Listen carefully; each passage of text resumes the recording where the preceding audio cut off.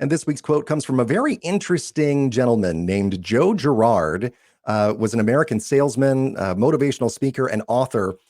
His big claim to fame here: he sold 13,001 cars at a Chevy dealership between 1963 and 1978, and that made him get recognized by the Guinness Book of World Records as the seller of the most cars in a year.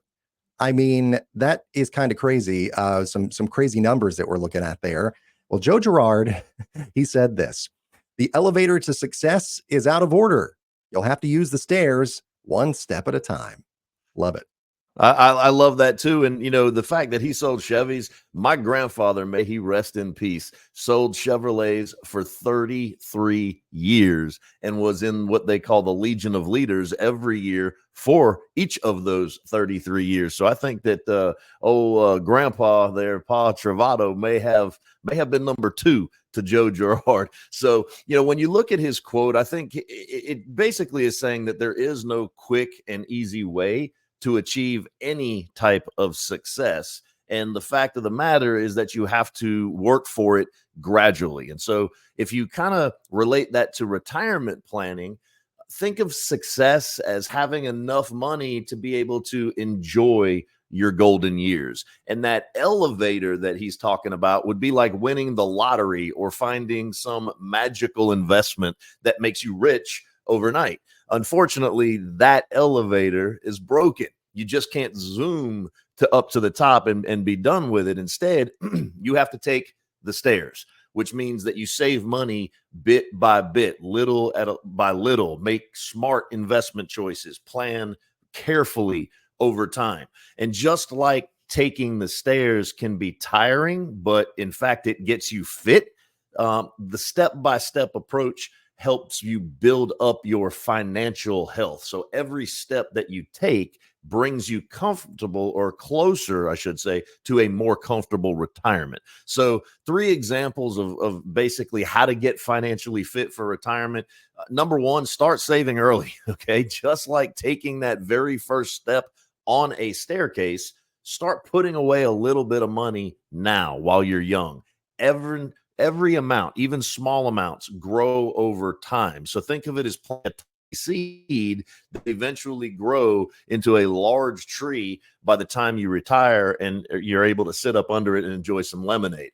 Number 2 would be to budget wisely. And we like to call it a spending plan. Keep an eye on your spending and make sure that you're living within your means. Okay. If you spend all of your money on fancy coffee, you might not have enough for the essentials down the road. Just imagine trying to climb stairs in high heels. It's not going to end well. So stick to comfortable shoes, or in this case, a sensible spending plan.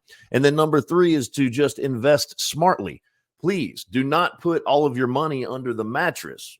It just simply won't grow there. Okay. Look into different types of retirement accounts, whether those are 401ks, 403bs, the thrift savings plan if you're a federal employee, IRAs. It's like adding a little bit of rocket boost, all right, to your climb, a little play on the astronaut that we're going to feature later. You'll get higher much faster.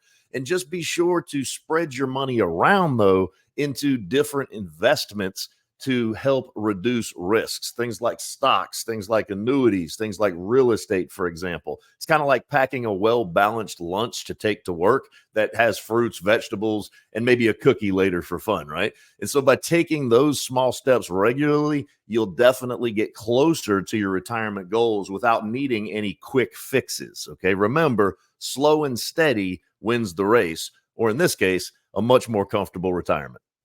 Hey, there you go. I love that. They're bringing a little tortoise and the hare into it as well. And yeah, no, I mean, it really is true that, could you wake up tomorrow and win the lottery? Yeah, absolutely. Could you, go to Cherokee and hit a big jackpot? Yeah, you could. The odds of that happening are so teeny tiny. That's not what you want to bank on for your future success. So you've got to make that happen. You've got to take those steps that you just outlined there, Mike, to get yourself along that path. Because it's so super rare that anybody hits it big just in an instant like that. Yeah, I mean, you're more likely to get struck by lightning not once but twice than to win the lottery. So I would much rather be able to know that, hey, you know what, I can save $50 a pay period. I can save $100 a pay period. Heck, I can save, $2,000 a pay period. Obviously, that's going to depend on how much you make per pay period. But if you get into the habit of doing that often, and you're diligent and you remain disciplined throughout the entirety of your working career, you're going to have a nice little nest egg by the time you come to retirement.